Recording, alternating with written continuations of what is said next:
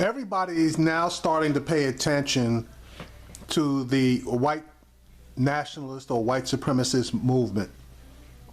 It's been getting a lot of airtime across mainstream media, and it's not been what I would consider great attention, but it's attention, and that's what Richard Spencer, that's the guy that you see in front of you, that's what he's looking for.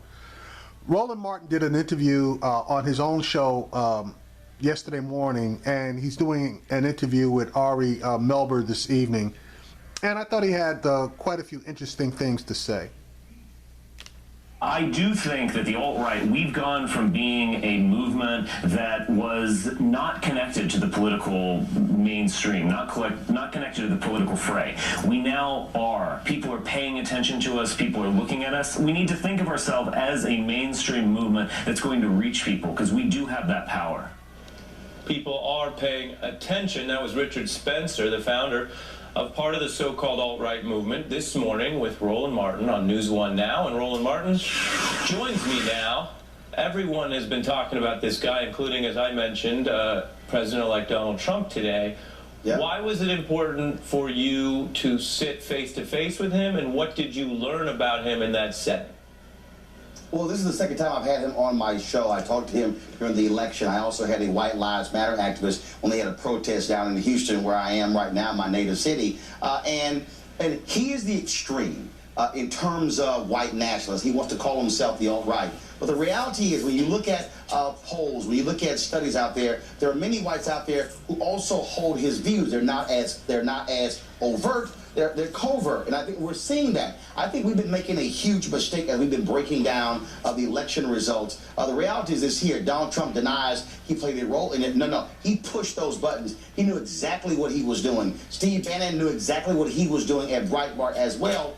And what we're dealing with, Ari, right now in America, we're dealing with white fear. We saw this after Reagan's election in 1984. Demographics are changing in America. By 2044, there'll be no one major, there'll be no one group that's a majority in this country. We are in for a 30-year battle between now and 2044. We better get prepared for it. Well, what you just said about the link with Trump and what we're seeing an establishment newspaper like the New York Times raise directly to him on the record is much farther along, to my observation, than where we were a year ago in terms of what people were willing to say and confront about some of these uncomfortable linkages. I want to read and get your response. The Southern Poverty Law Center, which focuses on this, about the Trump role, saying, quote, "He's pretending he has no idea why his election has energized the newest incarnation of the white supremacist movement, alt-right. The reason he's energized them is simple. He's been playing its tune from the day he announced calling Mexican immigrants rapists, proposal to ban Muslims, mass deportation, attack on political correctness. It's all been music to the ears of a movement that envisions a white America, and exactly the America the alt-right wants to see." When you confronted Richard about European Americans, there was some euphemism, though, as well.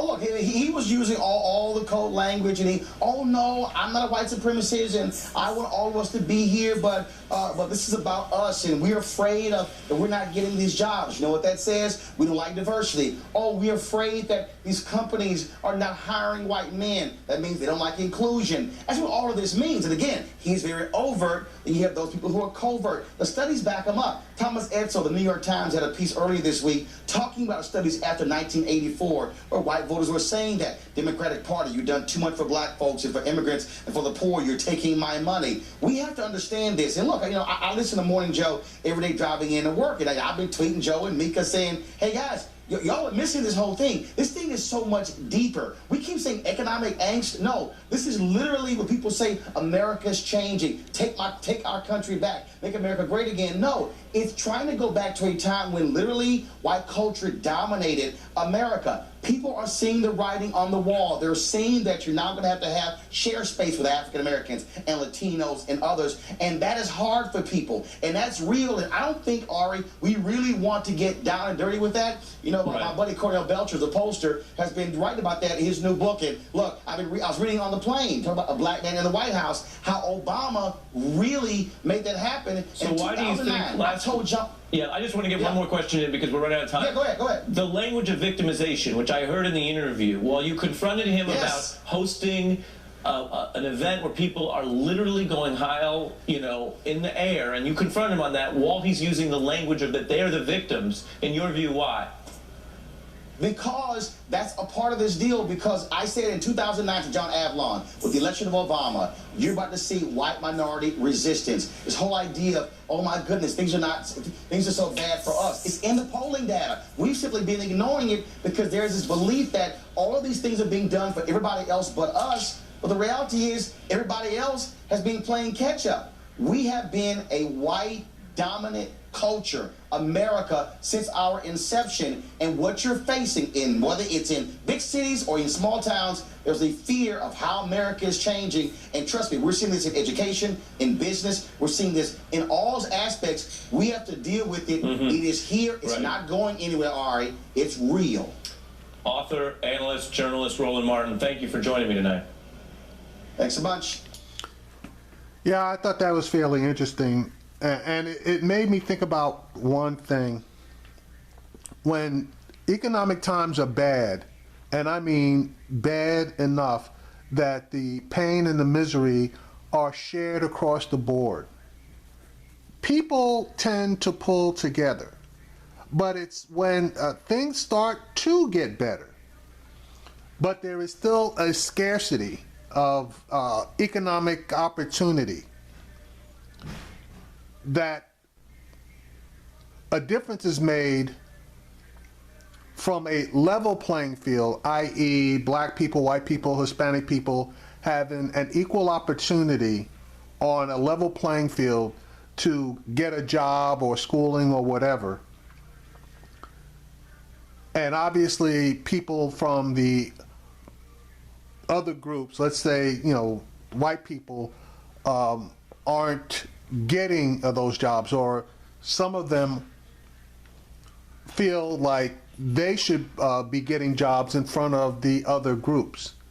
Well, that's what leads to this white supremacist, white nationalist ideology. Because as Richard Spencer says, he feels like they're superior in every way.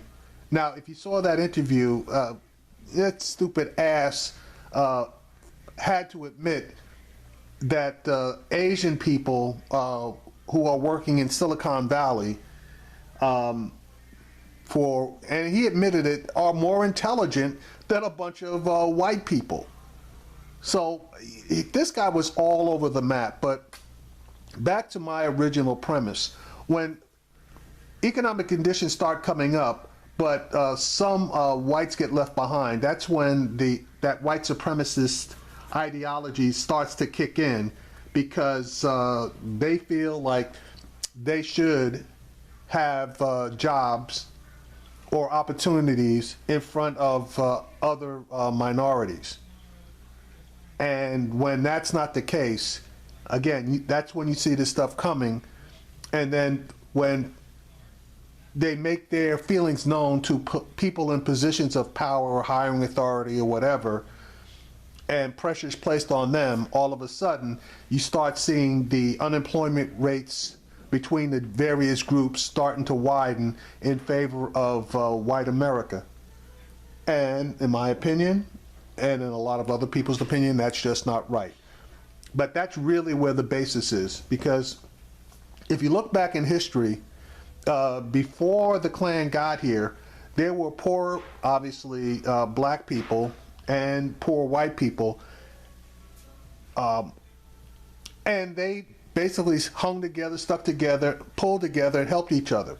But it was only when white people were, I'm not going to say preyed upon, but it was pointed out to white people that their problem was black people, and they would be further ahead if it wasn't for black people. And when that ideology started to take hold, that basically is when we really started having problems. And that was during and post the Reconstruction era. It pervaded itself into local governments, state governments, and even the federal government. And honestly, that situation persists even to today.